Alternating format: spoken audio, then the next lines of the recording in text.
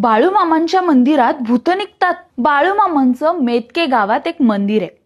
या मंदिराला बाळूमामांचे मूळ क्षेत्र म्हणून सुद्धा ओळखले जाते। तर याच मंदिरात असलेल्या खांबाचे दर्शन घेतले किंवा त्याला फेऱ्या मारल्या तर वाईट शक्ती निघून जाते अशी श्रद्धा आहे। तर काही जण इथे भूते उतरतात असं सुद्धा सांगतात। एकदा मेतके गावातील भक्तांनी बाळूमामांची कीर्ती ओळखून त्यांच्या भंडाऱ्याचे आयोजन केले होते। यावेळी भंडाऱ्याची उधळण, पालखी, ढोल, मेंढ्यांची सेवा आणि भक्तांच्या पंक्तीमुळे मामा भारावून गेले। तेव्हा भक्तांनी या भंडाऱ्याची आणि मामांची आठवण राहावी या हेतूनं खांब उभा करायचं ठरवलं। त्यानुसार एका भक्ताने सागवानाचे झाडच मेतके येथे आणले।